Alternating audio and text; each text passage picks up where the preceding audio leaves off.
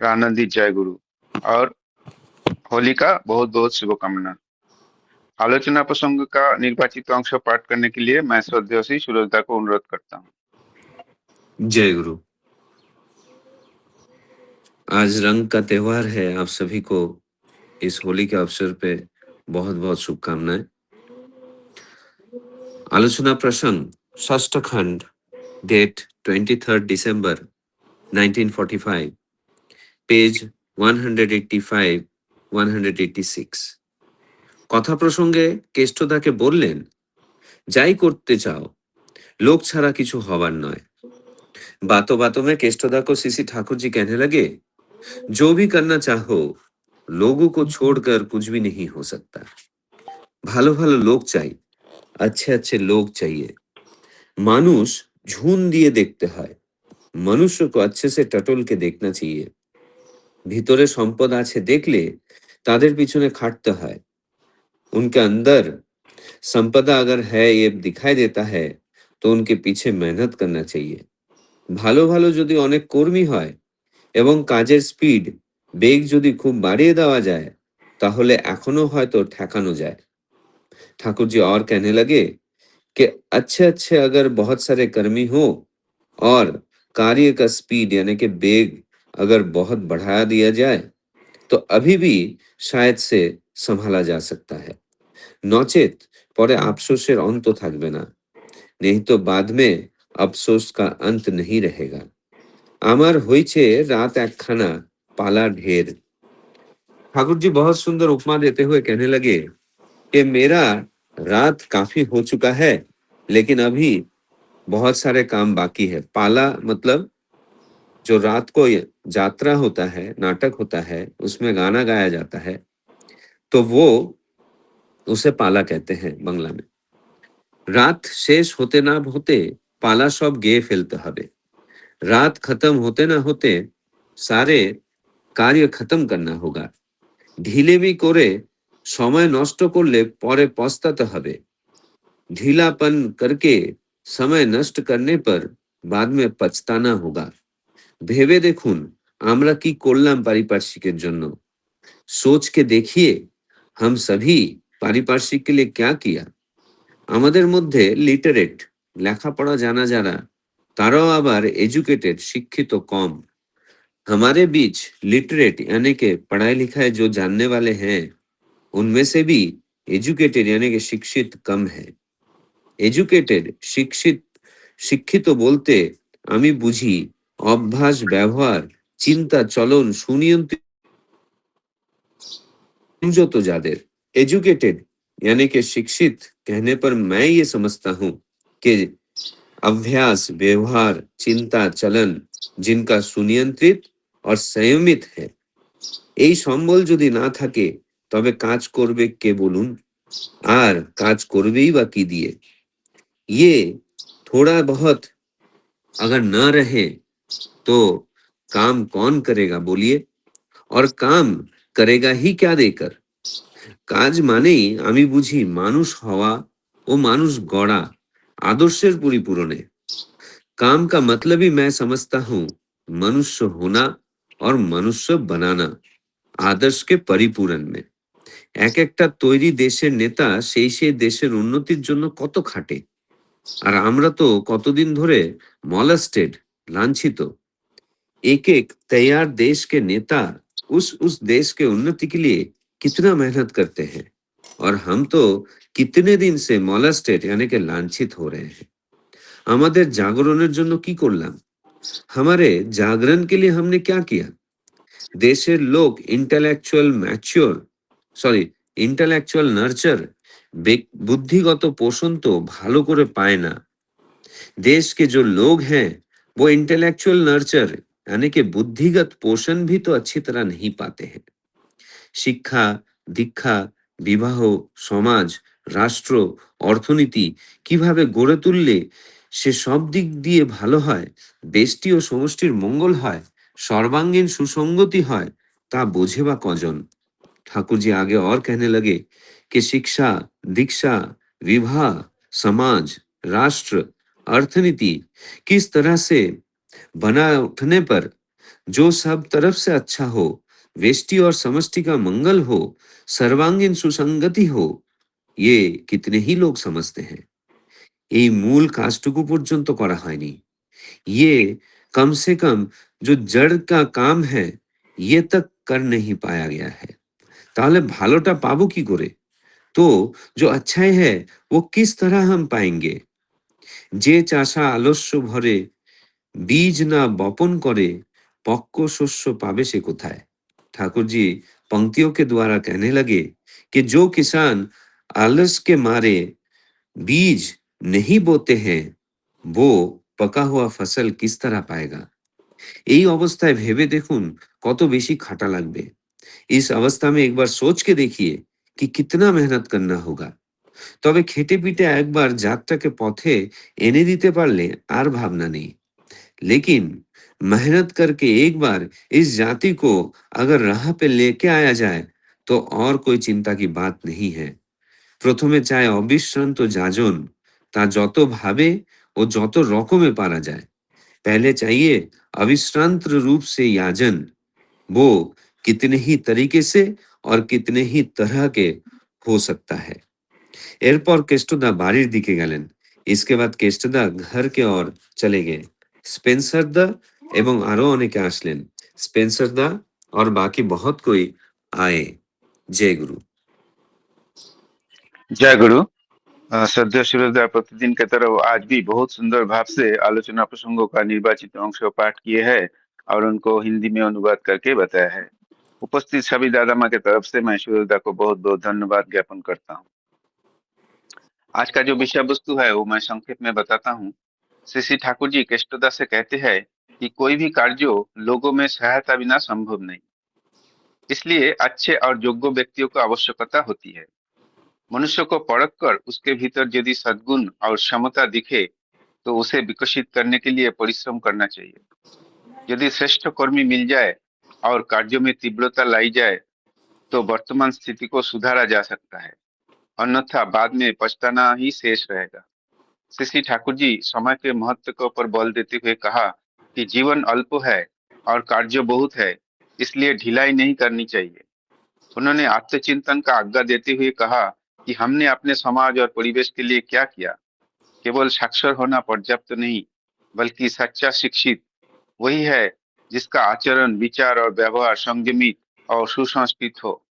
वास्तविक कार्य है स्वयं मनुष्य बनना और दूसरे को भी आदर्श के रूप में गढ़ना।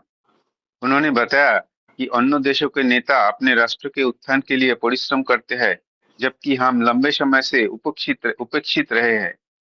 हमारे समाज को उचित इंटेलेक्चुअल नर्चर या बुद्धिगत पोषण नहीं मिला है। शिक्षा, संस्कार, विवाह, समाज, राज्यों और अर्थनीति, इन सबको इस प्रकार गढ़ने का आवश्यक है कि व्यक्ति और समाज दोनों का सर्वांगीण कल्याण हो। यदि मूल कार्य नहीं होगा तो उन्नति कैसी होगी। आगे श्री श्री ठाकुर जी कहते हैं, किसानों के उदाहरण द्वारा श्री श्री ठाकुर जी समझाया कि बीज नहीं बोना, जो किसान बीज नहीं बोना वो फसल नहीं पा सकता, इसलिए कठिन परिश्रम आवश्यक है। यदि एक बार समाज को सही मार्ग पर ला दिया जाए तो आगे चिंता नहीं रहेगी। इसके लिए निरंतर और व्यापक प्रयास, अविराम जाजन का आवश्यकता है। यह आज का विषय वस्तु का सारांश। अभी मैं इस विषय वस्तु के ऊपर आलोचना रखने के लिए श्रद्धेय श्री पंकज दा को अनुरोध करूंगा 10 मिनट आलोचना करने के लिए। श्रद्धेय श्री पंकज दा।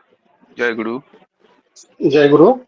वंदे पुरुषोत्तमम, वंदे पुरुषोत्तमम, वंदे पुरुषोत्तमम। आज होली का त्योहार है। सभी दादा और माँ को मेरी तरफ से हार्दिक शुभकामना। और आज का जो विषय वस्तु है उस पर मैं जितना समझा हूँ उतना बोलने की कोशिश कर रहा हूँ। श्री ठाकुर जी यहाँ पर जागरण, मतलब जो हमारा जागरण का मतलब क्या है, हमें चैतन्य होना, तो इसके बारे में कैसे हम लोग जगे रहेंगे। जगना मतलब हम कैसे प्रयत्नशील रहेंगे हर चीज के लिए। तो इधर कृष्णदास से ये अपना बातचीत चल रहा है। हमको श्री ठाकुर जी बोल रहे हैं कि यह केवल बातचीत नहीं हो रहा है, ये हमारे लिए जो है चेतावनी भी है, और जागरण कैसे हमको किया जाए, कैसे हम लोग चैतन्य रहे, उसके लिए ठाकुर जी ने हमको आदेश भी दिया है। और हमारा जो आत्म परीक्षण करना है वो भी है। तो ठाकुर जी ने कहा है कि जो भी करना है, जो भी करना कोई चाहे, लोगों के बिना होने वाला नहीं है। तो मनुष्य हमको जो है कैसे करना है, यह हुआ कि हम जब पढ़ते हैं तो हमको ऐसा समझ में आया कि इसका मूल जो है सब मनुष्य है। जैसे अपनी सबकी एक सत्ता होती है तो मनुष्य है, ऐसे जनसत्ता, लोक सत्ता, तो लोगों की एक हमको समूह, और उसमें भी हमको परखने के लिए ठाकुर जी बोले हैं। जैसे कि जौहरी होते हैं तो ये अपना हीरा जो होता है वो कोयले में रहता है, तो उसको कैसे परखा जाए, तो जो जिसके अंदर वो गुण है तो वो देख के ठाकुर जी बोले उनको पर परिश्रम करना अच्छा है। ऐसा उनका आदेश है ठाकुर जी का। यहाँ पे हमको कुछ करना धरना नहीं है, पहले तो चाहिए हमको जागृत और चरित्रवान समर्पित मनुष्य हमको देखना है कि जो लोग समर्पण कर सके एंड कंसेंट्रिक जिसको बोलते हैं, जैसा सुकेंद्रिक होके चले। तो ऐसे तो शुरू शुरू में कोई नहीं हो जाएगा, उसको ठाकुर जी गढ़ने की बात हो रही है। जो गढ़ने के कैसे, तो जैसे सोना, सोना को कैसे बनाता है और कुम्हार कैसे घड़ा को बनाता है, तो सब लोग शुरू शुरू में तो कच्चे रहते हैं। जब ये हमारा जो मैन मेकिंग इंडस्ट्री है, सत्संग जगत जो है, वहां आके लोगों को मनुष्य कैसे बनाया जाए, चरित्रवान कैसे बने, लोगों से कैसा व्यवहार करना चाहिए, कब कहाँ क्या बोलना चाहिए, ये सब गढ़ने की बात ठाकुर जी यहाँ पे बोल रहे हैं। और फिर ठाकुर जी कहते हैं अच्छे लोग चाहिए, मनुष्य को परख कर, तो बात ही हो गया, देखना होता है। और ठाकुर जी यहाँ पे संख्या की बात नहीं कर रहे हैं, जमावड़ा नहीं है यहाँ, हमको उनका गुणवत्ता देखना चाहते हैं ठाकुर जी। हर व्यक्ति के भीतर दिव्य संपदा जो है वो छिपी हुई है। यदि किसी के भीतर थोड़ी भी संभावना दिखे तो वही ठाकुर जी बोल रहे हैं कि उनको संवारना चाहिए, उनको गढ़ना चाहिए, मार्ग पे लाओ कैसा भी करके, जो भी वो हमारा दक्षता के हिसाब से करना है। फिर उसके बाद बात आती है कि ठाकुर जी हमको यहाँ पे भी एक सावधानी करना, अच्छे कर्मी मिल जाए तो कार्य का वेग बढ़ा दिया जाए तो अभी भी बहुत कुछ सुधारा जा सकता है, नहीं तो अंत में पछताना पड़ेगा।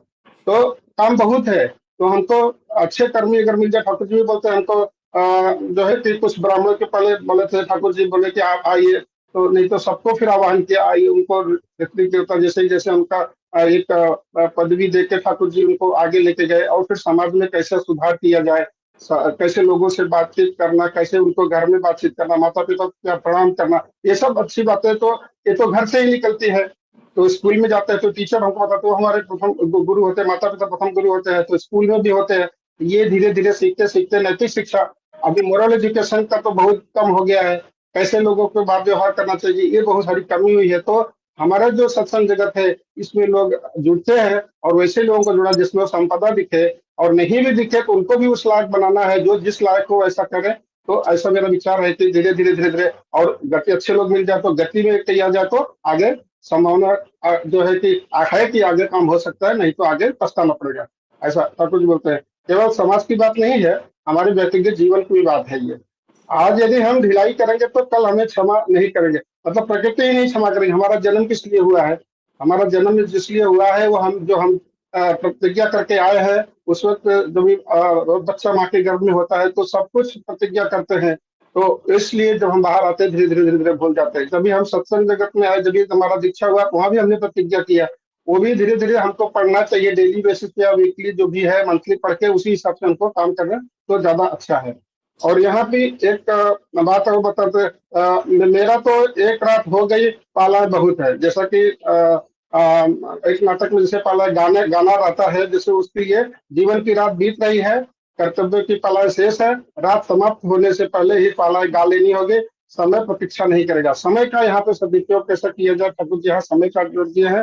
तो टाइम टाइम जो होता है, टाइम से अगर हम काम नहीं करेंगे तो दूसरा काम आ जाएगा, वो हमारा निकल जाएगा। एग्जाम्पल के लिए जैसे हमको कुछ असाइनमेंट मिलता है स्कूल में, कुछ मैथ्स का करने को मिलता है, तो हम अगर समय से उसको नहीं करें, आलस आ गया, ढिलाई कर दिए, तो वहां पे वो काम आगे दूसरा आ जाएगा, वो छूट जाएगा।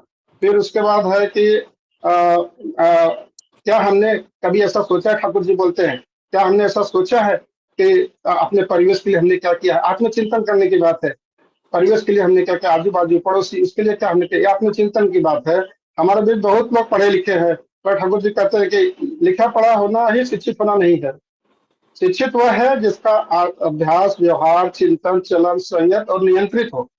तो ये सब क्वालिटी होना चाहिए, वो शिक्षित होते हैं। लिटरेट और एजुकेट दोनों में फर्क ठाकुर जी बताए हैं। तो इससे हम जो है कि आगे ये सब जो हमको आदेश मिला है उसका पालन करते करते हम आगे जो है कि एजुकेट हो सकते हैं, ये सब हमारे अंदर वो क्वालिटी इम्बाइब कर सकते हैं। जिसका चरित्र दृढ़ हो, आचरण स्वच्छ हो और जीवन आदर्श से प्रेरित हो, यदि यह पूंजी नहीं होगी तो काम कौन करेगा? ये सब संपदा नहीं होगी तो करेगा कौन काम? कैसे चलेगा? एक भी काम रहेगा तो काम करने में तो तकलीफ होगा।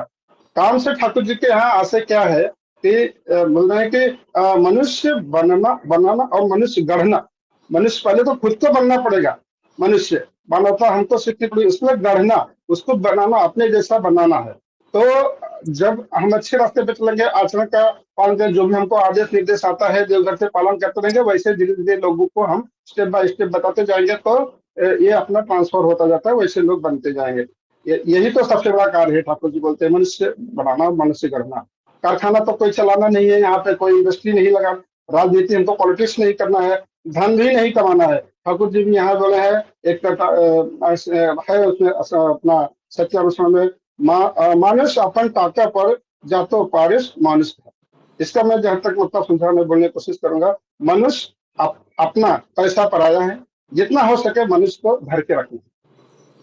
बल्कि मनुष्य जो है, मानवता जो है, उसको जागृत करना। अंदर में कैसे हम मानवता को जागृत करेंगे, वो बातें हमको सोचनी है। तो बाद में शिशि ठाकुर जी कहते हैं, दुनिया के हर देश के नेता अपने देश की उन्नति के लिए कितना परिश्रम करते हैं, सब लोग करते हैं। तो और हम तो वर्षों से उपेक्षित है, लांछित दिशाहीन है। तो क्या हुआ? पिछड़ा वर्ग, कैसे पिछड़े हुए, गरीब है, इंडिया इज पुअर कंट्री, ऐसा बहुत लोगों का सोच था। अभी तो जब भी आदमी गुलाम हो जाता है तो उसकी सोच भी वैसी ही हो जाती है। तो यहाँ एक है कि पराधीन सपने सुख नहीं, मतलब जब हम दूसरे के अधीन रहेंगे, उनके गुलाम रहेंगे, तो स्वप्न में भी हमें सुख नहीं मिलेगा। तो जैसे हम लोग पहले मुगल ने राज्य किया, बहुत यातनाएं मिली, अंग्रेजों ने शासन किया, गुलामी करनी पड़ी उनका। बाद में हमारे धर्म के अमर सपूतों ने जान को न्यौछावर करके आजादी हासिल की है। बिना देश प्रेम या राष्ट्र भक्ति से यह संभव नहीं था। जब से अपना देश आजाद हुआ, बहुत तरक्की हुआ है, मतलब बहुत तरक्की हुआ है, और देश विदेश में अपना नाम भी हुआ है। भारत विश्व गुरु बनने जा रहा है, अंतरराष्ट्रीय जगत में बहुत नाम हुआ है। मैं किसी विशेष पार्टी या का समर्थन नहीं करता, लेकिन देश को के उत्थान के लिए जो काम करे वो हमेशा जो है सराहनीय रहेगा। जो भी कोई हो वो सराहनीय वंदनीय रहता है। तो बोलते हैं ना कि ऐसा एक हम लोग गाना गाते हैं, जो मेरे प्रियतम से प्रीत करे मुझे प्यारा लगे। तो जो ठाकुर जी को प्रेम करते हैं, ठाकुर जी की वाणी जो सुन के उनके जैसा जब बोले वैसा वैसा बिना कोई मिलावट के वही काम करते हैं, वही हम सबको प्यारा लगेगा। और यही बात है। फिर ठाकुर जी पूछते हैं, हमारे जागरण के लिए हमने क्या किया है? तो वो एक बात है, उत्थान के लिए हमने क्या किया है। जागरण का मतलब यहाँ से हमारा चैतन्य बनना। देश के लोगों को उचित बौद्धिक पोषण नहीं मिलता है। शिक्षा कैसी हो, विवाह कैसे होना चाहिए, ये सब पे ठाकुर, समाज, राज्य, अर्थनीति कैसे बने कि व्यक्ति और समाज दोनों का सर्वांगीण मंगल हो। तो ये सब एक एक चीज है कि हमारा एक व्यक्ति से ही समाज, अपना परिवार, समाज, राज्य और अर्थनीति कैसी होनी चाहिए, हमारा जो कि वाणिज्य जिसको बोलते हैं, उसको कैसे हम लोग, उसकी नीति कैसा होना चाहिए। तो वो सब यहाँ ठाकुर जी समझने की बताए हैं। और सबका इसे समझ के लेंगे तो सर्वांगीण मंगल होगा। जब मूल ढांचा ही नहीं बना है तो भलाई कैसे मिलेगी? एक भी बात है। जब कंस्ट्रक्शन ही नहीं ठीक है, उसका नींव ही नहीं सही है, तो अच्छा नहीं हो सकता। जो किसान आलस्य से बीज नहीं बोता, पका हुआ अन्न वो कहाँ से पाएगा? ये बहुत इंपॉर्टेंट बात है। तो अगर हम कुछ काम ही नहीं करते, बैठे रहेंगे, खेत में नहीं जाएंगे, या हमारा पढ़ाई लिखाई नहीं करते, या सर्विस में नहीं जाएंगे, तो फिर यही बीज बोना जैसा हो गया। एक महीना लोग सर्विस करते हैं तो बाद में उनको सैलरी मिलती है, तो पक्का हुआ अन्न वही से हमको अनाज आता है, सब कुछ हम खाते पीते हैं। यही सब बातें हैं। तो यदि हम परिश्रम नहीं करेंगे, यदि बीज नहीं बोएंगे, तो फल की आशा कैसे कर सकते हैं? आज की परिस्थिति बहुत कठिन है, कार्य बहुत बड़ा है। तो ठाकुर जी यहाँ हमको जो है बहुत प्रेरणा देते हैं। हमको यहाँ निराशा होने का जरूरत नहीं है। ठाकुर जी एक एक बाणी हमको बहुत प्रेरणा देती है। ठाकुर जी कहते हैं, यदि परिश्रम करके एक बार जाति को मार्ग पर ला दिया जा सके तो फिर चिंता की जरूरत नहीं है। तो सब एक ऑटो मोड में अपना चलना शुरू हो जाएंगे। यह एक यदि दिशा सही हो गई तो यदि स्वयं जो है कि गति स्वयं बन जाएगी, ऑटोमेटिक उसमें मोशन चालू हो जाएगा। और अंत में उनका है, पहले चाहिए अविराम। अविराम मतलब जो विदाउट एनी इंटरप्शन याजन करना है। याजन मतलब एक प्रकृत रूप से सेवा करना, जितने प्रकार से और जितना संभव हो। अविराम याजन निरंतर प्रयास करना है। साधना में निरंतरता होनी चाहिए, सेवा में निरंतरता होनी चाहिए, जागरण में निरंतरता होनी चाहिए। आज हमारे लिए एक संदेश है, क्या हम अपने जीवन को संगीत बना रहे हैं? क्या हम किसी एक मनुष्य को भी गढ़ने का प्रयास कर रहे हैं? क्या हम समय का सदुपयोग कर रहे हैं? ये सब चिंतन करने की बात है। यदि नहीं तो अभी से आरंभ करें, जभी से जागे तभी से सुबह होती है, ऐसा बोला गया है। ठाकुर जी का संदेश जो है हमको जगाने के लिए, उत्थान करने के लिए बात बोली गई है सब कुछ। और समय भी कम है, अवसर अभी भी है कि अगर हम लोग संकल्प ले, ऐसा मनुष्य बनेंगे, जहां तक संभव होना मनुष्य गढ़ेंगे, तभी ठाकुर जी का जो एक अब जो है कि सोच रहे हैं मनुष्य कैसा बने, एक स्वप्न है, तो वो स्वप्न को हम लोग कैसे साकार कर सकते हैं और समाज में मंगल हो और सर्वत्र सुसंगति हो। यही ठाकुर जी की इच्छा थे, परम इच्छा, और उनकी इच्छा ही हमारे लोगों का मंगल है, उसको हम पूरा करते रहेंगे तो आगे जाएंगे। इतना बोलते वाणी को विराम देता हूं। जय गुरु। जय गुरु दादा, बहुत सुंदर भाव से श्रद्धेय पंकज दा अभी विषय वस्तु का आलोचना किए है। हर पॉइंट को उन्होंने एक्सप्लेन किया है एकदम लास्ट तक, कोई भी पॉइंट छोड़े नहीं है। बहुत सुंदर लग रहा था दादा, आपका आलोचना एकदम सर्वोत्तम हुआ है। तो एक्चुअली कल जो हम पढ़ रहे थे, कल जो पाठ हुआ था, जो बौद्ध धर्मों और हिंदू धर्मों में डिफरेंस बहुत कम है। और बुद्धदेव जो है वो वर्णाश्रम को समर्थन किए थे। तो ये पॉइंट एक्चुअली ठीक से हम समझे नहीं है। तो इसके लिए मैं श्रद्धेय शशिकांत दादा को अनुरोध करूंगा इस विषय के ऊपर आलोचना करे थोड़ा देर, 5-7 मिनट, फिर बाद में आज का टॉपिक में जाए। तो मैं श्रद्धेय शशि दास से जानना चाहूंगा कि ये डिफरेंस क्या है और इनडिफरेंस भी क्या है। जय गुरु दादा।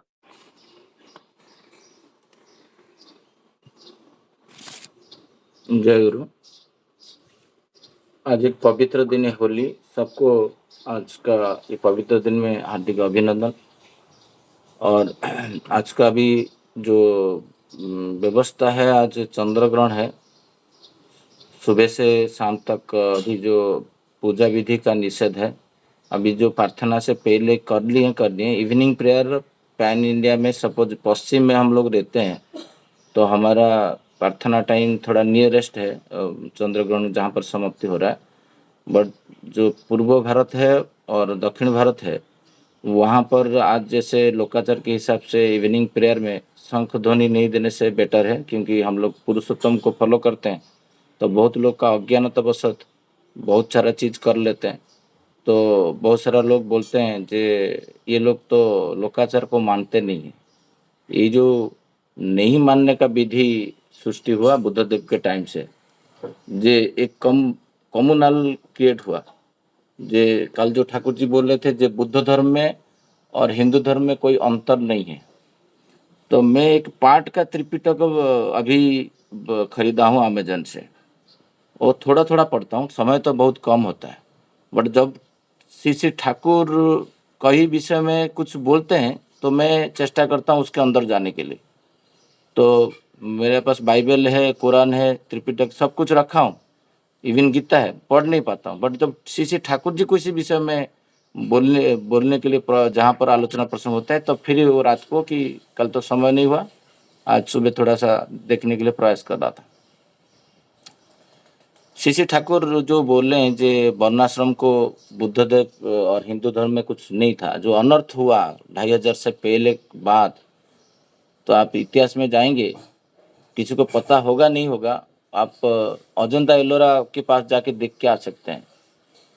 तो जो समन्वय हुआ उसका विनाशकारी भी सृष्टि हुआ। लोग समझ नहीं पाए बुद्ध धर्म को, तो फिर मोनार्क को तोड़ना शुरू कर दिए। एक 500 साल तक पूरा विनाश पथ में गया था भारतवर्ष में। तो यही वर्णाश्रम को लेके, जो आप लोग वर्णाश्रम को मानते नहीं हो, आप गृहस्थ, आपका आश्रम जैसे प्रत्येक जीवन में ब्रह्मचर्य, गृहस्थ, वानप्रस्थ, संन्यास था। सब 100 साल कोई बचता था तो 25 साल ब्रह्मचर्य, 25 साल गृहस्थ, 25 साल वानप्रस्थ, 25 साल संन्यास होता था। ये कर्म में चलता था। तो जो वर्णाश्रम होता था, ये जैसे श्री कृष्ण भगवान बोलते हैं जे चतुर्वर्ण्यं माया सृष्टम गुण कर्म विभाग से। यहाँ पर जो बातें हो रहा है, ये बातें को गीता को भी लोग वो समझ नहीं पाए आज तक। ये जो गुण कर्म विभाग से, गुण कहाँ पर रहता है? गुण आता है जीन व डीएनए में स्टोर होता है। किसी का गुण कहाँ रहता है? कोई बोलेगा तुम्हारा गुण कहाँ पर रहता है, तो मेरा शरीर में जो जीवकोश है वो जीवकोश में रहता है। गुण मेरा पिताजी से आता है। तो यहाँ पर हम जन्म को भी एकदम नेग्लेक्ट नहीं कर सकते हैं। विप्र का संतान विप्र ही होगा, उसमें कोई संदेह नहीं, क्योंकि उसका गुण उसका पिताजी से आया है। बट वो गुण जब मनु संहिता और श्री श्री ठाकुर जी बोलते हैं 7 पीढ़ी तक जो जो काम करके ब्राह्मणत्व प्राप्त किया है, क्षत्रियता लाभ किया है, वो नहीं करेगा तो उसका अपलाप होगा। यही बुद्ध धर्म बोलता है। जो कर्म विभाग में कर्म जो होता है वो बोलते हैं कंडक्ट एंड बिहेवियर। बुद्ध धर्म पूरा बेस है कंडक्ट एंड बिहेवियर में, जो ठाकुर जी चाहते हैं अभी वही चाहते हैं। जो गुण कर्म विभाग से मैं मेरा व्यवहार को ठीक नहीं रखूंगा, मेरा खाद्य पेय को ठीक नहीं रखूंगा, मेरा चाल चलन को ठीक नहीं रखूंगा, क्या मैं ब्राह्मण कहलाऊंगा? ठाकुर बोले हाँ बोलो, बट आपके अंदर सुप्त रहेगा। बट धीरे धीरे 7 पीढ़ी तक ये करोगे, नहीं करोगे, विध्वस्ती पथ में जाओगे, अनाचार करेगा, सीड को मानेगा नहीं, तो उसका वो जो गुण है रहेगा नहीं और विभागीकरण नष्ट हो जाता है। विप्र भी शूद्र बन जाएगा, शूद्र भी विप्र क्षत्रिय ब्राह्मण बन सकता है, नॉट विप्र। ये बातें गीता बोल रहा है, मनु संहिता बोल रहा है, श्री श्री ठाकुर बोल रहे हैं और बुद्धदेव बोले थे।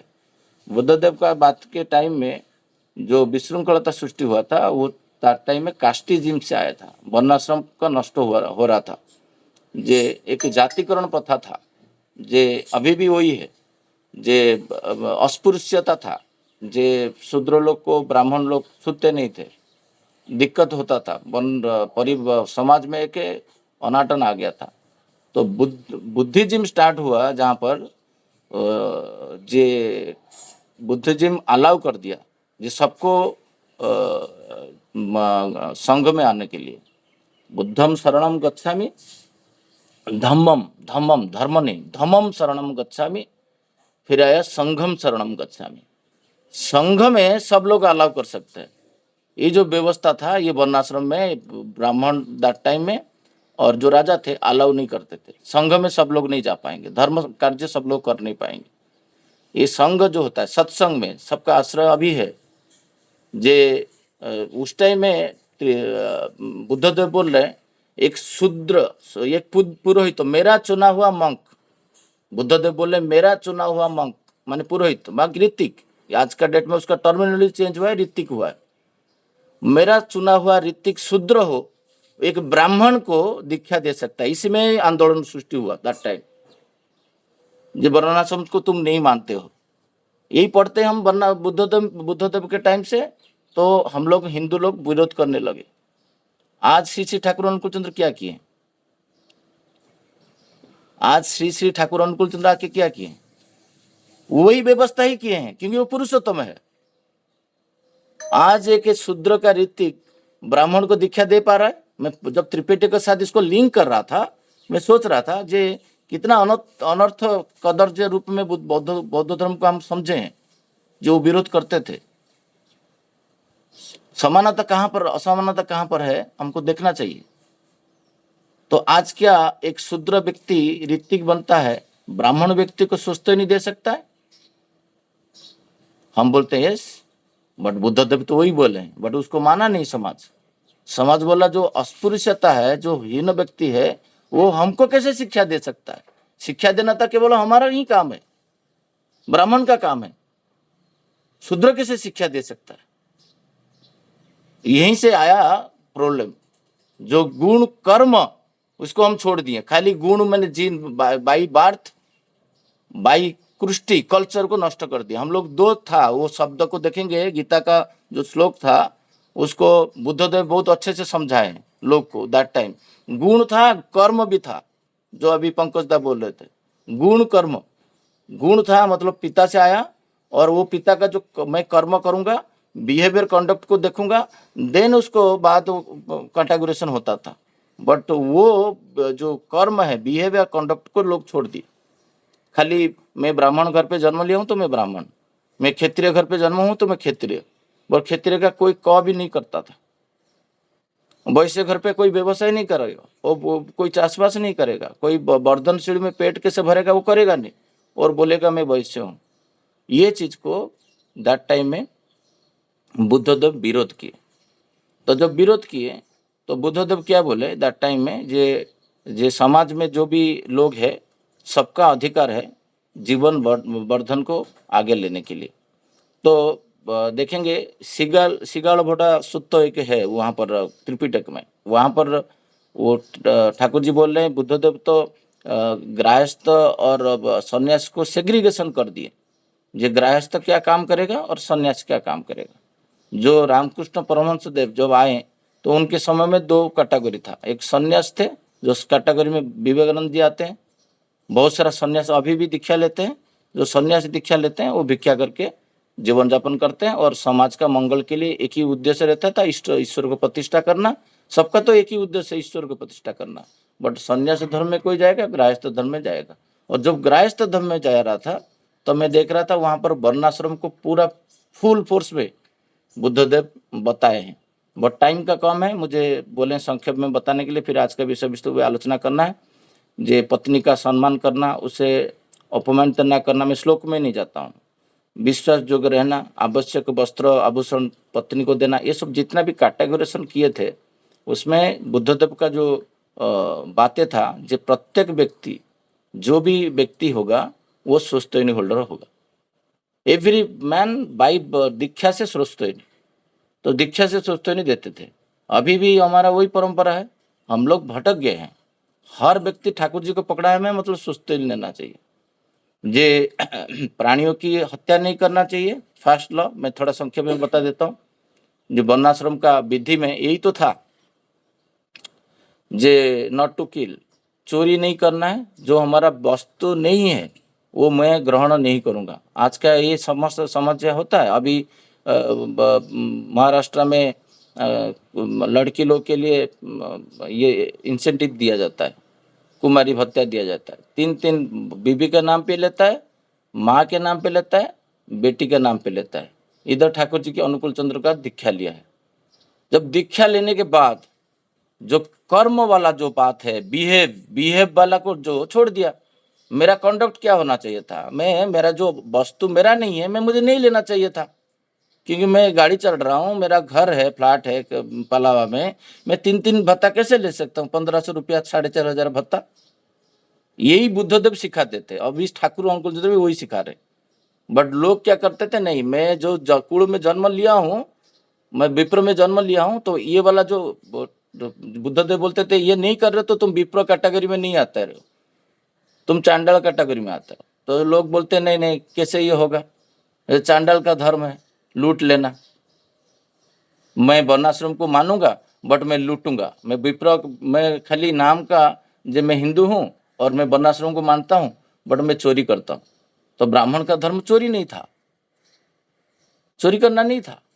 तो ठाकुर बुद्धदेव बोल रहे हैं जे कुशील आचरण से दूर रहना, जे अनैतिक जो ये होता है, जे एक पत्नी को लेके चलना, दूसरा नारी के प्रति सम्मान रक्षा करना, नारी को खराब दृष्टि में नहीं देखना, ये जो लॉ दिए थे, 3rd लॉ, 4th लॉ झूठ नहीं बोलना, सत्य रक्षा करना, 4th लॉ, 5th लॉ दिए थे जे कोई अनैतिक वस्तु जो खाद्य पदार्थ होता है जिसको खाने से सत्ता का हनन होता है, बेसिकली ड्रग्स, बाकी सिगरेट, अल्कोहल, उससे भी जो तामसिक खाद्य, राजसिक खाद्य से जितना प्रकार खाद्य शरीर को रक्षा करने के लिए जो 1st लॉ सुस्तेनी का है, शरीर को शिवग्रह मानना, वो 5th लॉ है, पंचशील।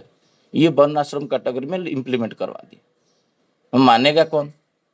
तो बुद्धदेव को विरोध करने लगे, नहीं ये कैटेगरी में ब्राह्मण थोड़ी माना जाएगा, ये कैटेगरी में क्षत्रिय थोड़ी माना जाएगा। ये जो वेद और उपनिषद में था उसका निर्यास देखा जाए, जैन धर्म और बौद्ध धर्म का सृष्टि हुआ था टाइम। और देखा जाता है जितना भी अस्पृश्यता था वो उसको एकदम नष्ट कर दिए थे। बुद्धदेव सबसे ग्रहण करते थे। जब उनका प्रिय शिष्य, प्रिय तो बोलूँगा नहीं, विरोधी था, देखिए समय कम है, 2 मिनट में ख़त्म करूँगा क्योंकि व्यापक सब्जेक्ट है। ये सब्जेक्ट में जाएंगे। वर्णाश्रम का जो बुद्धदेव का था ना, बहुत कंक्रीट था, बट लोग के पास प्रेजेंटेशन गलत हुआ। जैसे श्री ठाकुर जी हम पढ़े थे ओडिया, जब हमारा आलोचना प्रसंग हो रहा था, श्री ठाकुर जी बोलते वर्णाश्रम इंटैक्ट रहता, वर्णाश्रम इंटैक्ट रहता आज से 2500 साल पहले, तो प्रभु जिस और प्रोफेट मोहम्मद भी एकादश और द्वादश, मैं आलोचना प्रसंग से पढ़ के बता रहा हूँ।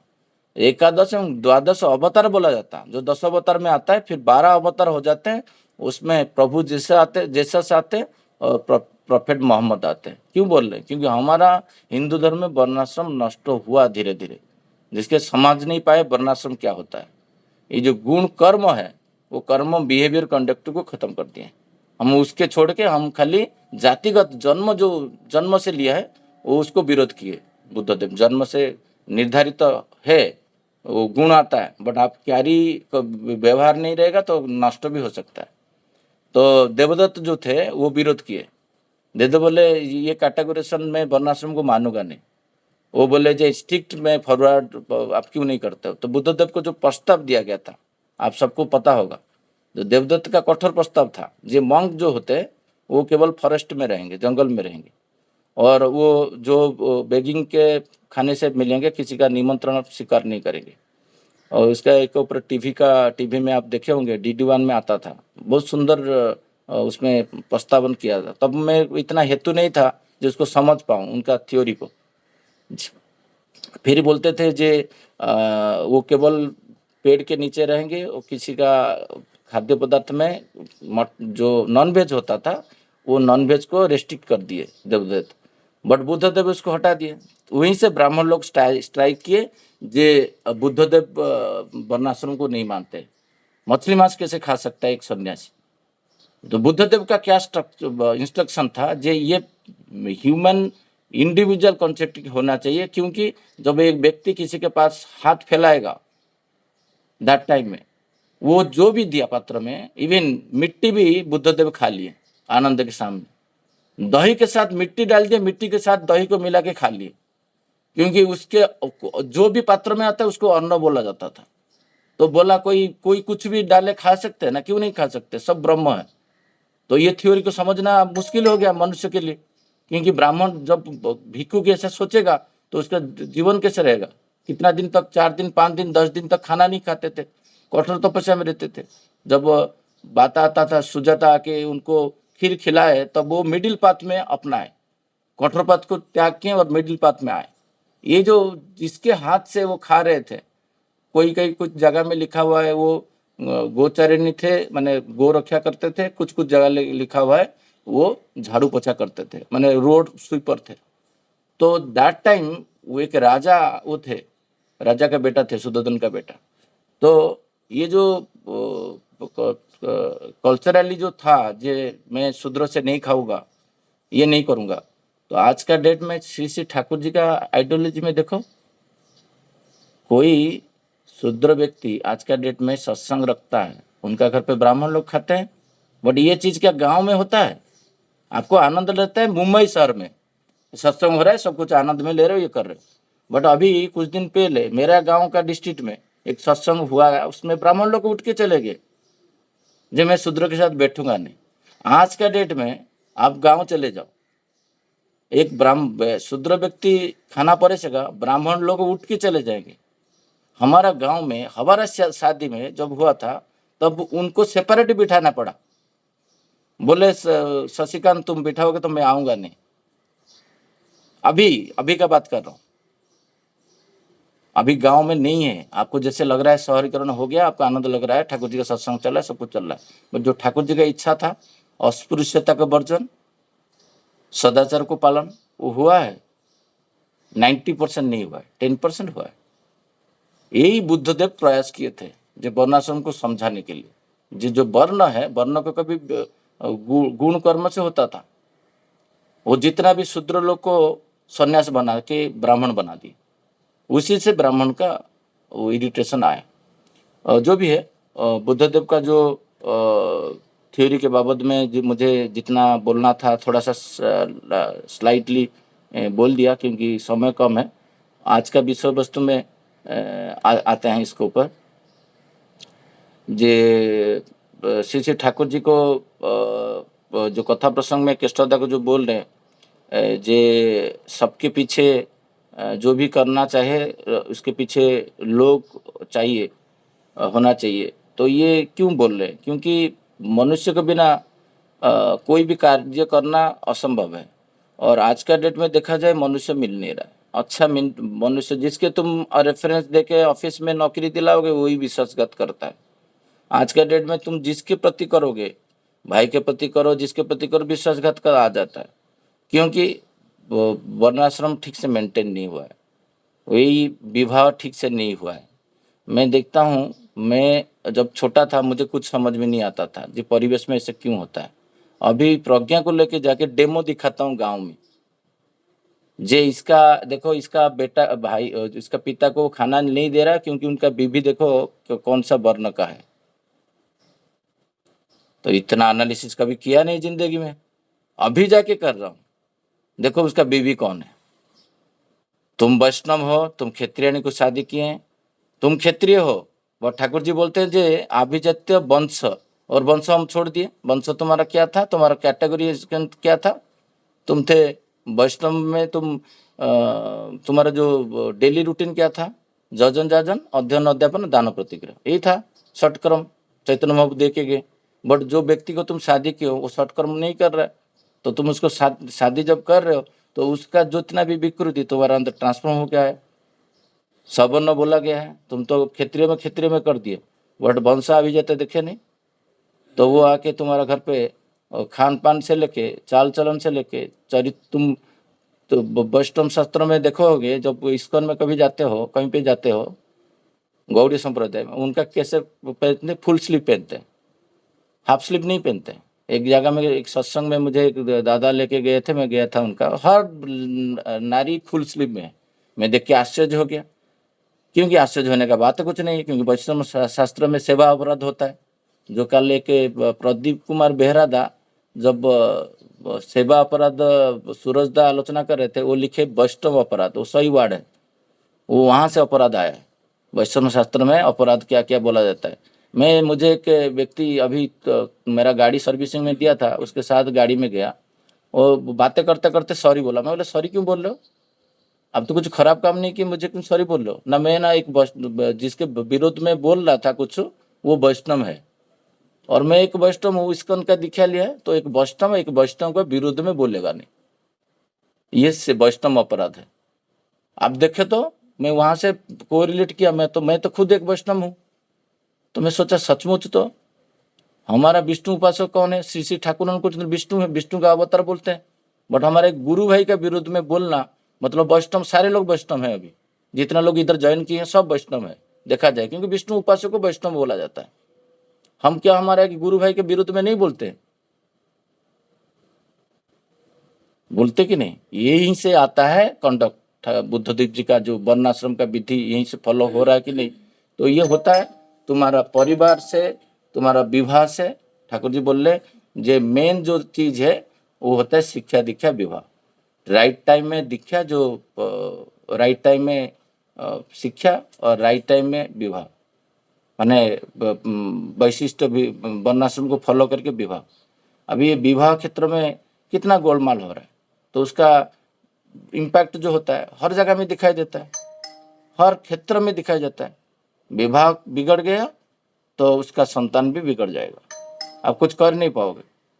तो परिवेश में श्री ठाकुर जी बोल रहे जे जो भीतर संपदा देखो तो उनके पीछे परिश्रम करना चाहिए।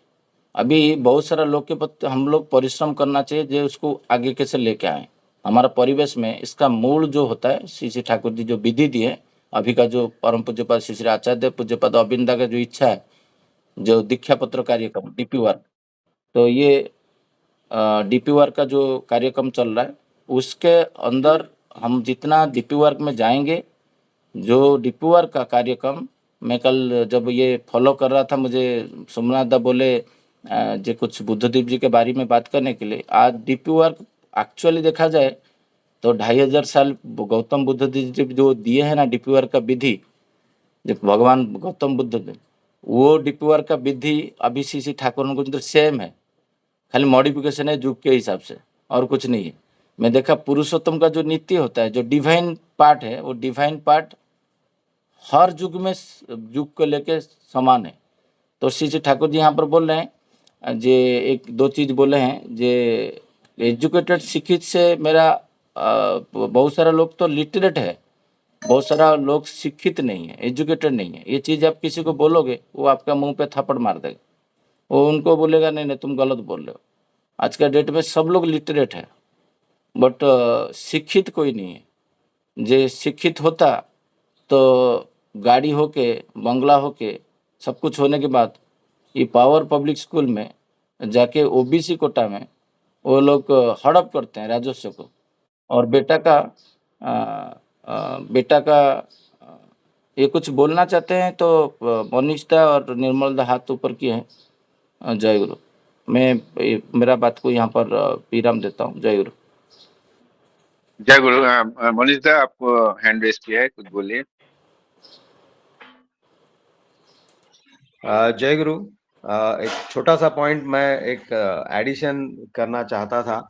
अभी बात है कि हम लोग शादी ब्याह में सचेत हो करके अगर हम मतलब वर्ण व्यवस्था, जात और ये सब कुछ देख करके अगर हम मतलब जैसे जैसे ठाकुर जी बोले हैं उस हिसाब से अगर हम ठीक करते हैं, अगर देखते हैं, उसके बावजूद गड़बड़ हो सकता है, तो उसको कैसे हम ठीक करेंगे? मतलब हम अपीयरेंटली हमारे हिसाब से सब कुछ ठीक है, हमारे हिसाब से मतलब जो ठाकुर जी ने जो विधान दिया तो हमने सब कुछ मैच कर लिया, सब कुछ ठीक है। उसके बाद भी अगर कुछ गड़बड़ होता है तो उसके लिए एक बहुत आसान तरीका जो हम कर सकते हैं और करना चाहिए वो है सब कुछ ठीक ठाक है देखने के बाद में आचार्य देव के पास में निवेदन करना। वो जो प्रपोजल है वो उनके पास लेकर के जाना और वो जैसा बोलते हैं वैसा करना।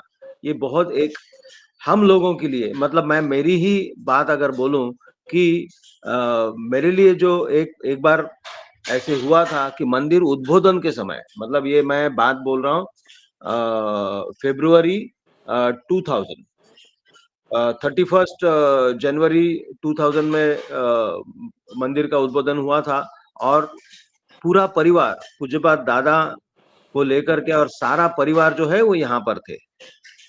काफी दिन तक थे, लगभग 15-17 दिन जो है वो यहाँ पर बदलापुर में थे। तो उसी समय मेरे लिए एक मैच आया था, तो हम उनको लेकर के मतलब हमारा सब कुछ बातचीत हो गया।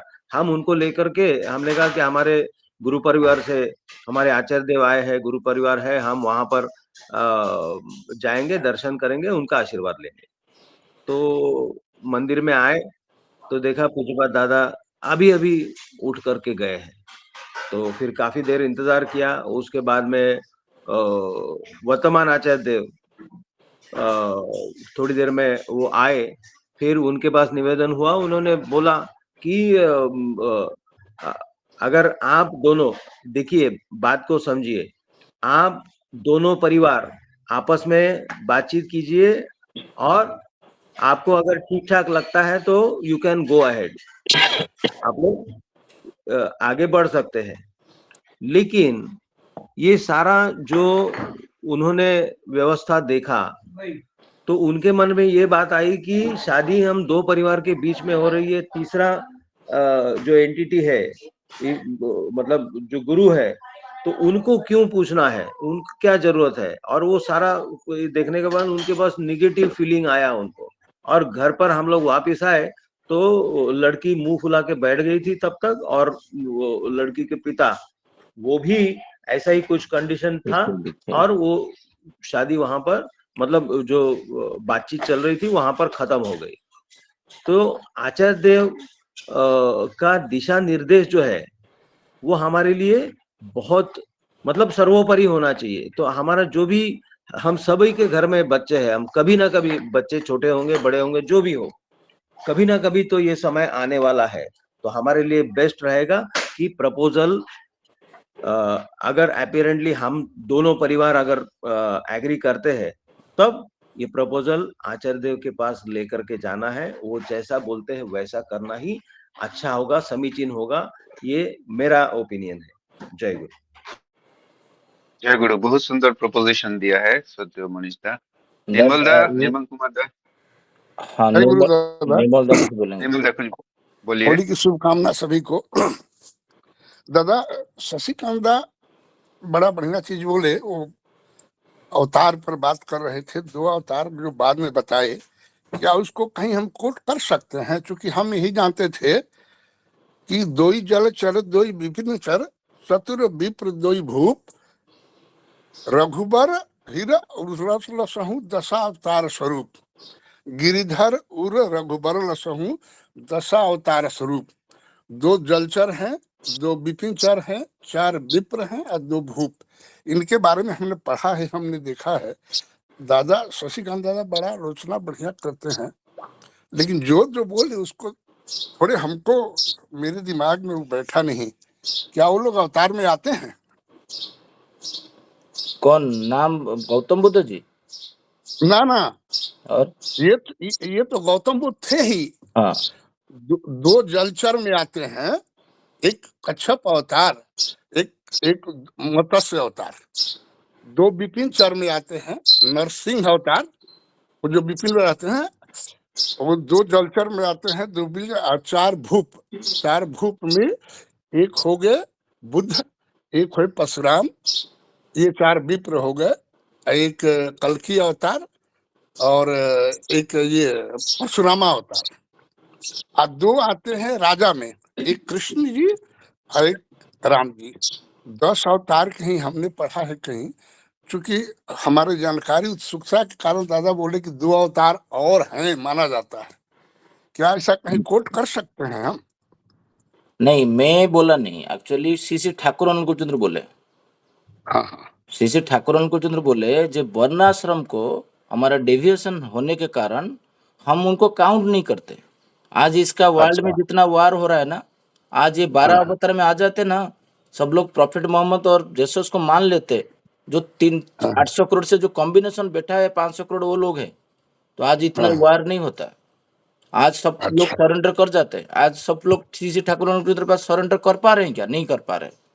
सब लोग प्रॉफिट मोहम्मद के पास सरेंडर किए क्या? नहीं किए, क्योंकि उनका जो लोग है उसको अलग दिशा में ले लिए। अभी ठाकुर अनुकूलचंद्र का जो ओबलेट्स है वो ठाकुर जी की बातों को अलग दिशा में ले चुके हैं। अभी ओहो, 2-4 गोष्ठी हो जाएंगे, आगे जाके हो चुके हैं, क्योंकि जब उनका हाँ, बातों को समझ नहीं पाएंगे, कंडक्ट को नहीं रखेंगे, खाली अभी सोचते नहीं में बाहर में देखेंगे ऊपर ढुकन क्या है। आज का मैं अभी सुबह बोल रहा था, जो कॉन्शियस कितना होना चाहिए। आज इवनिंग प्रेयर में सपोज हमारा पश्चिम में है, ठीक है, बट पूर्व भारत में शंख लगाएंगे तो साइड में लोग बोलेंगे ये लोग लोकाचार को नहीं मानते। कौन? ना ठाकुर अनुकूलचंद्र जी का लोग ठाकुर जी को ग्रहण किए, लोकाचार को माने नहीं। जितना लोकाचार है वो सत्ता पोषण है, ठाकुर जी बोलते मानना चाहिए। विध्वंसकारी है उसको त्याग करना चाहिए। बट जब सत्ता पोषण मेरे को नष्ट नहीं कर रहा है तो लोकाचार को मैं मानूंगा क्यों नहीं? ये जो मानने का जो बोध है, तो मैं बोल रहा हूँ ना, सोचते नहीं लिया है, गाड़ी है, स्कॉर्पियो है, सब कुछ है, बंगला है, सब कुछ है, बट जाके ओबीसी कोटा में जाके ले रहा है। कभी सोचा नहीं जो मेरा घर पे जो बाई आ रहा है, जे वो ओबीसी है सपोज, उसको वो कोटा में उस स्कूल में पढ़ा दूं रेफरेंस देके। सत्य सही पथ बात में है। सत्य पथ में चलना। जैसे अभी विवाह का बात आ रहा है, तो मैं एज ए गार्डियन, मेरा पिताजी नहीं है बचपन से, मैं 4th स्टैंडर्ड था, मेरा पिताजी चले गए, मेरा भाई 3-4 साल पहले चले गए, अभी भाई का बेटा का शादी हो रहा है।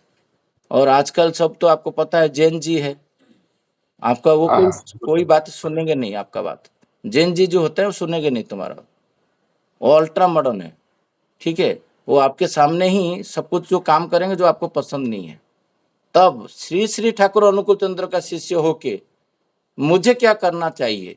मैं नहीं करूंगा, मैं कॉम्प्रोमाइज में करने के लिए रेडी हो जाऊंगा सब कुछ में।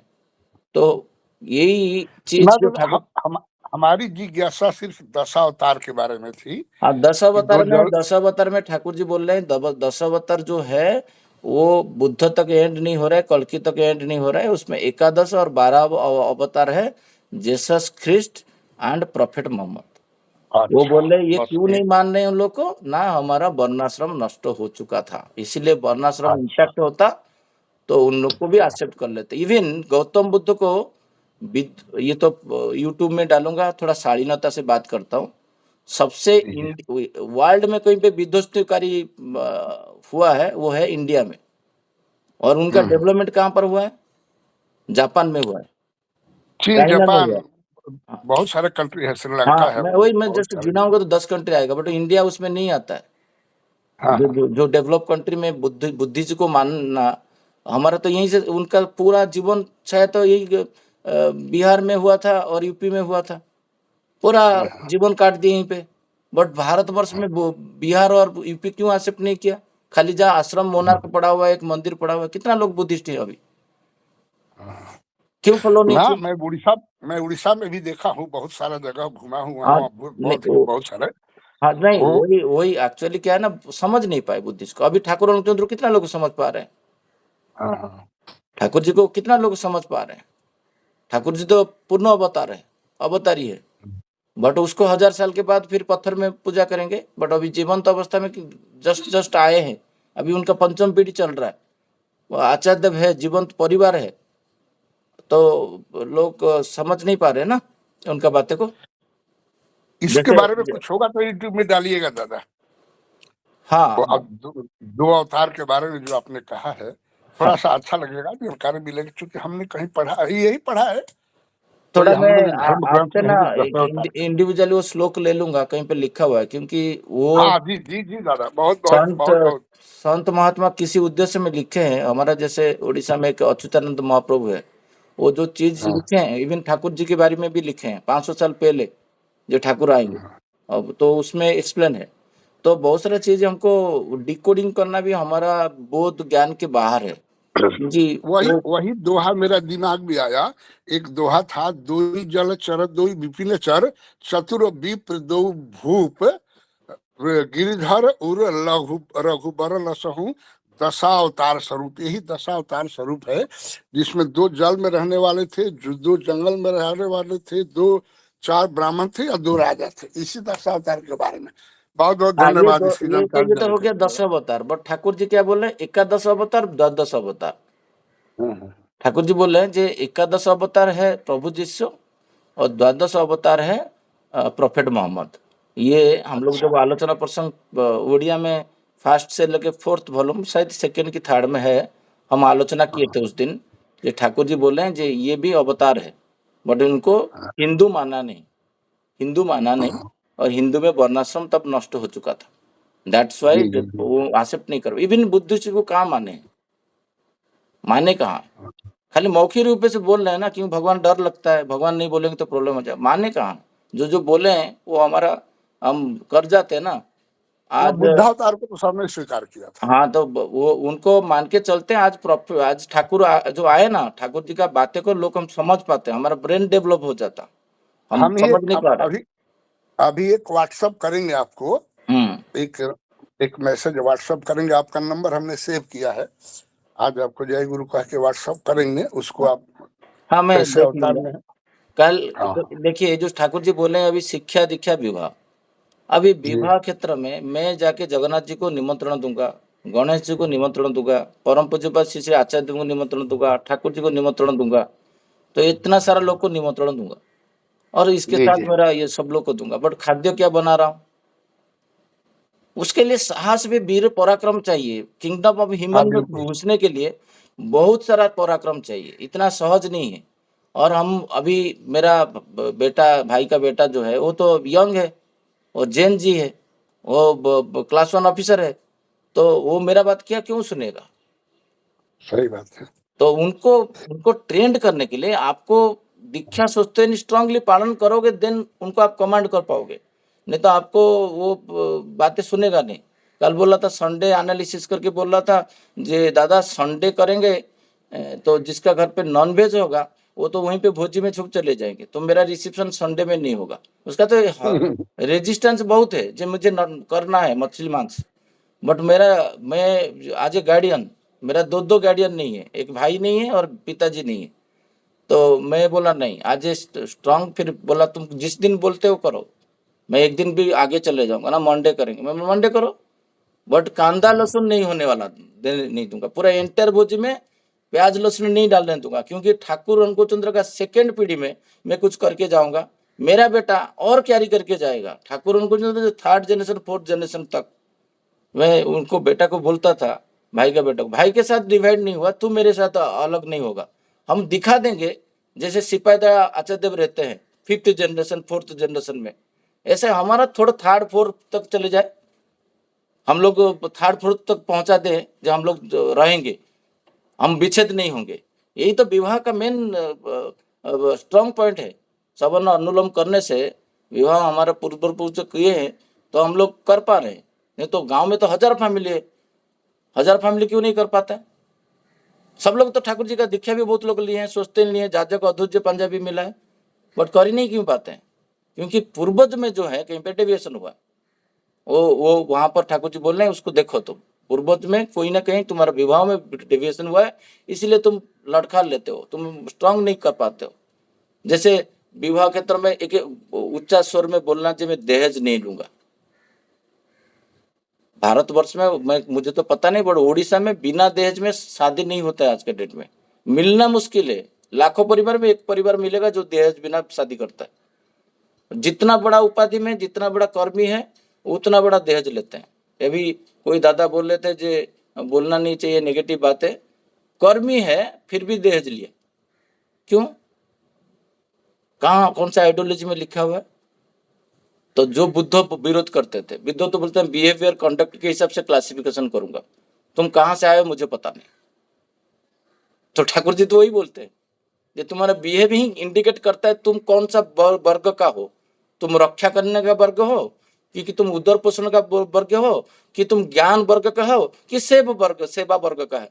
बिना सेवा में क्या शूद्र है? शूद्र सबसे बड़ा होता था समाज में, क्योंकि वो सेवा देता था, वो नीचा नहीं था। उसको क्लासिफिकेशन खराब कर दी, शूद्र खराब है, शूद्र सबसे बड़ा होता था। और जो चाणक्य बोले वैश्य 18 रहता है तो ब्राह्मण 2 रहता था किंगडम में, राजा का किंगडम में ज्यादा रहते थे, नीचे वर्ग का ऊपर वर्ग कम रहते थे। ये जो क्लासिफिकेशन हुआ था ये गुण कर्म विभाग से मैं कैरी कर रहा हूँ जन्म से, प्लस मेरा बिहेवियर को मैं ठीक किया, तो देन क्या होता था, मैं वैष्णव हूँ कि मेरा क्षत्रिय हूँ। मेरा रक्षा करने का कोई प्रवृत्ति नहीं, मैं रक्षा नहीं कर पा रहा हूँ। एक विवाह होता है तो उसमें कांदा लहसुन घुसा देता हूँ, एक नारी को भिक्षा मांगता हूँ, जाचज्ञाकारी बनता हूँ, क्या रक्षा करूंगा? मैं एक नारी को भिक्षा लेके विवाह कर रहा हूँ, ये कर रहा हूँ दहेज लेके, तो मैं क्षत्रिय हूँ? मैं तो रक्षा नहीं किया ना मेरा, मैं कहाँ क्षत्रिय हूँ? मैं कौन सा वैष्णव हूँ? मैं कैसे प्रमाण करूँ? तो यही बातें ठाकुर जी बोलना चाहते हैं, जे अंदर से घुसो। जब अभी अंदर से घुस रहा हूं तो मेरा परिवार में इंप्लीमेंट करने के लिए मुझे कितना प्रॉब्लम हो रहा है मुझे पता है ना। ठाकुर जी का आइडियोलॉजी को मेरा परिवार में मुझे लाना है, मेरा परिवार में इंप्लीमेंट करना है, दिखा देना है। जे देखो परिवेश में ठाकुर उनको तंत्र का शिष्य होने से क्या होता है, वो शिष्य तो हमको दिखाना पड़ेगा, डिसिप्लिन। जय गुरु। जय गुरु। बहुत सुंदर आलोचना हुआ है, बहुत समृद्धशाली आलोचना हुआ है, तथ्यपूर्ण आलोचना हुआ है, बहुत सुंदर लगा। लग रहा था और भी सुने, लेकिन समय का पाबंदी है और आलोचना प्रसंगों को यही विराम देते हैं। सभी दादा माँ को जय गुरु। होली का बहुत बहुत शुभकामना। जय गुरु। वीडियो ऑन करके दंडपनी दा जय गुरु। निर्मल दा जय गुरु। निर्मल दा मैं ले लूंगा आपसे व्हाट्सएप से। रंजीता माँ जय गुरु। जय गुरु सभी दादा माँ को जय गुरु। सोमनाथ दा जय गुरु। दीपक दा जय गुरु। सूरज दा जय गुरु। सबको जय गुरु। जय गुरु दादा, सभी दादा माँ को जय गुरु, सभी दादा माँ को होली की शुभकामनाएं। सचिदानंद जय गुरु। जय गुरु। जय गुरु दादा। जय गुरु सभी को, हैप्पी होली। हैप्पी होली दादा माँ को हैप्पी होली। हैप्पी होली सभी दादा माँ को, हैप्पी होली सबको। शशि भाई जय गुरु। सोमनाथ जय जय गुरु गुरु। जय गुरु जय गुरु। जय आज गुरु कहाँ विभूति प्लान भाई, है जय गुरु। विभूति दा, कहाँ पर प्लान है? सभी दादा माँ को जय गुरु। कहाँ पर जा रहे हैं? आज साफ सफाई चालू है। दादा हैप्पी होली। आज भी होली, करो विजय सेवा है दा। क्या? जय गुरु। विजय दा जय गुरु। जय गुरु। विजय दा जय गुरु। निर्मल अभी दा जय बदलापुर गुरु। जाना है। अभी जय गुरु सोमनाथ दा। जय गुरु जय गुरु। अभी गुरु बदलापुर सूरज दा। जाना है। कोई जाना है तो आना है तो आ जाइए। बदलापुर जाना है, ठीक है। मनीष दा जय गुरु। मनीष दा जय गुरु। जय गुरु जय गुरु जय गुरु। मुंबई में हो या बाहर है? मनीष दा अभी जय आ गुरु। गया, बदलापुर में आ गया।